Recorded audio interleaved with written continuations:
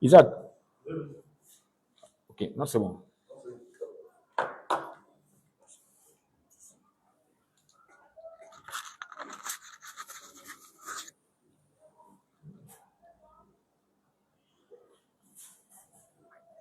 C'est bon? Oui. 5, 4, 3, 2, 1, c'est parti.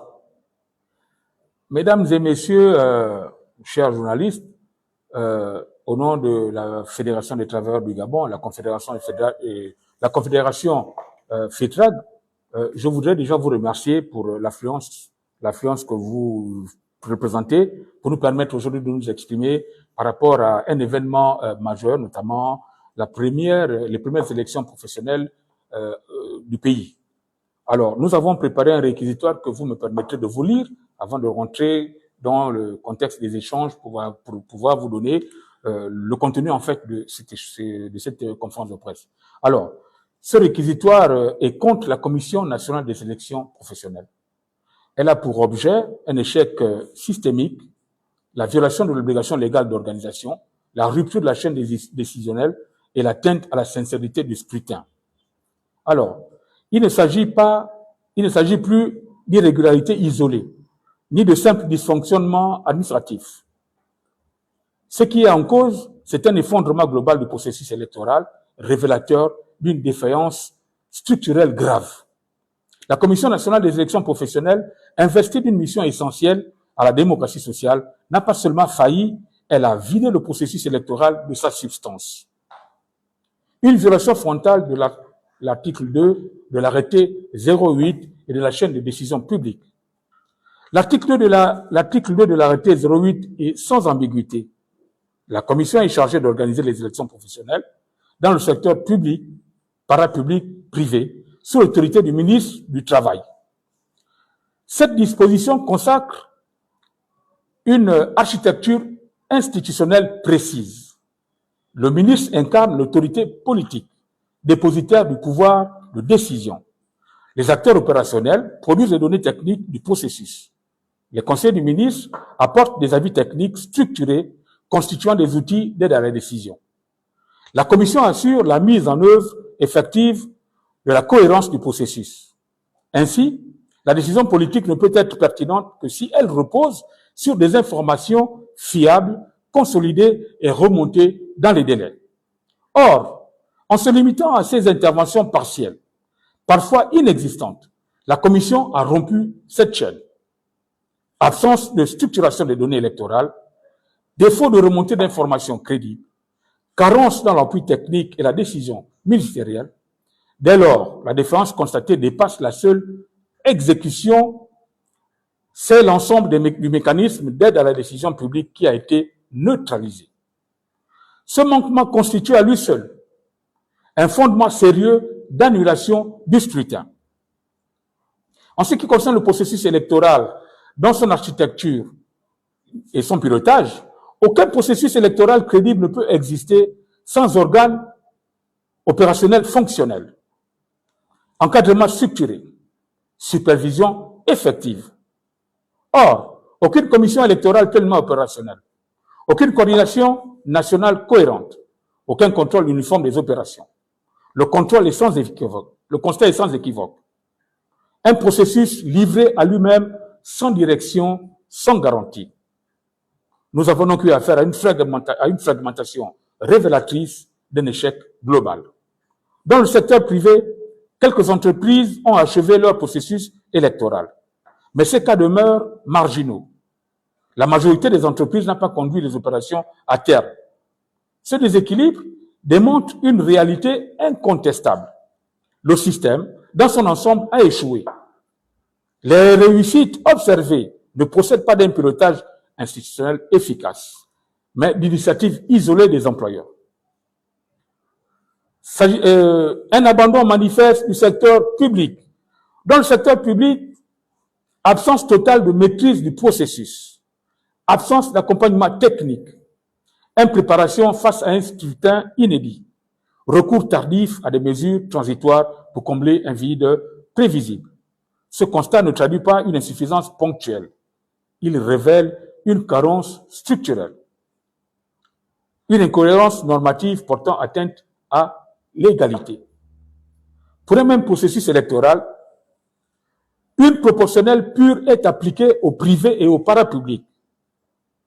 Un système conditionné par un seuil de 10% des suffrages est appliqué au public. Cette dualité rompt l'égalité entre les acteurs, fragilise la lisibilité des résultats, crée une insécurité juridique manifeste. Un scrutin ne peut être légitime lorsqu'il repose sur des règles variables selon les secteurs. Une opacité incompatible avec l'exercice du droit électoral. Les tendances auraient dû être publiées à ce niveau du processus, afin de permettre l'exercice des recours. Or, aucune publication officielle n'est intervenue à ce jour. Une majorité des processus demeure inachevée. Des publications irrégulières émanent de certains candidats. Cette situation entraîne une impossibilité de préparer les contentieux, une atteinte directe au droit au recours, une perte de contrôle de l'autorité électorale, l'absence de transparence constitue une rupture grave du processus démocratique. Une rupture avec les principes fondamentaux de l'esprit institutionnel. Les principes cardinaux du droit électoral sont atteints. Transparence, égalité, sincérité du scrutin, sécurité juridique. Mais au-delà de ces principes, une exigence supérieure est en cause. Dans le souci du respect de la vision du président de la République, ces élections, en l'état, ne reflètent pas l'esprit de la Ve République. Une République fondée sur la rigueur des institutions, la crédibilité des processus, la confiance dans la représentation, ne saurait tolérer un scrutin inachevé, désorganisé, opaque. Le décalage entre l'ambition institutionnelle et la réalité opérationnelle est manifeste. Pour conclure, un échec institutionnel, juridique et fonctionnel. En manquant à son obligation d'organisation et en rompant la chaîne de production de la décision publique, la Commission nationale des élections professionnelles engage pleinement sa responsabilité. Le processus électoral n'est pas achevé, n'est pas homogène, n'est pas transparent. Il est donc immédiatement fragilisé, tant sur le plan juridique que sur le plan institutionnel. Par ces motifs, il est requis de constater l'échec global du processus électoral, de reconnaître la responsabilité de la Commission nationale des élections professionnelles, de prononcer l'annulation totale du scrutin, d'exiger la publication immédiate des tendances, de refonder intégralement le dispositif d'organisation. Un processus électoral peut tolérer les imperfections, mais jamais la désorganisation ni l'opacité. Sans chaîne décisionnelle fiable, il n'y a pas de gouvernance. Sans gouvernance, il n'y a pas de légitimité ni république. Je vous remercie, chers journalistes. Nous sommes à votre disposition pour toutes les questions qui pourraient vous intéresser.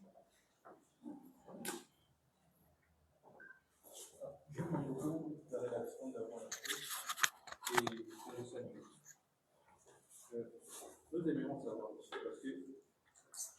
que les élections professionnelles, bien avant, ont déjà été reçues des critiques de la part de certains de vos camarades, si je peux dire, étant donné que vous êtes syndicats.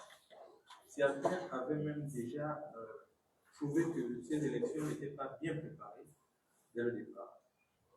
Nous posons la question de savoir, sachant que tout cela avait déjà été dit, tout ce qui est fait à l'encontre de la préparation, à l'encontre de l'organisation, pourquoi n'y êtes-vous pas allé avec les autres, essayer même de faire jusqu'à un pas de faire? Aujourd'hui ne devrait pas se poser, simplement parce que les employeurs savent comment on organise les élections des délégués du personnel dans leurs entreprises. Et ça s'est passé. Malheureusement, les élections sont coordonnées par une commission nationale des élections professionnelles. Et les élections professionnelles n'ont, au niveau de l'architecture de leur processus, aucune différence avec les élections politiques. Il s'agit simplement des acteurs différents. Donc, notamment au niveau de l'organisation du fichier électoral, au niveau de l'organisation des différentes commissions, la formation des scrutateurs, la mise en place, la mise plutôt à disposition du matériel électoral, la formation des scrutateurs et la mise à disposition également des observateurs. Alors, tous ces éléments-là n'ont pas été observés. Et c'est pour ça que je dis, nous, on n'avait pas à nous inquiéter, considérant que nous faisions déjà ces élections. La preuve, c'est que une circulaire a donné instruction aux employeurs du secteur privé d'organiser les élections comme cela se passe d'habitude. Il y a eu l'arrêté 07, qui a mis à plat tous les mandats pour que toutes les entreprises, à partir de cet instant, partent au même niveau pour organiser les élections professionnelles au même niveau, afin que l'ensemble des délégués élus dans le contexte de ces élections professionnelles soient utilisés pour déterminer la représentativité syndicale à tous les niveaux, notamment au niveau sectoriel et au niveau national. Donc, les couacs qu'il y a aujourd'hui nous amènent à penser que la Commission nationale électorale fait du boycott au ministre du Travail, parce que simplement, le ministre du Travail étant une institution politique qui se sert des éléments qui lui sont fournis, notamment par les opérationnels, que sont les éléments de la commission électorale et ses conseillers, pour qu'avec ces éléments qui lui serviraient d'aide à la décision, prendre des décisions politiques. Donc, à mon avis, tout ce qui se passe aujourd'hui, de régler la question spécifique par rapport aux élections 2026. La preuve, c'est que ces arrêtés ne concernent que l'élection 2026. Ça voudrait dire que ces arrêtés sont appelés à évoluer avec les prochaines échéances.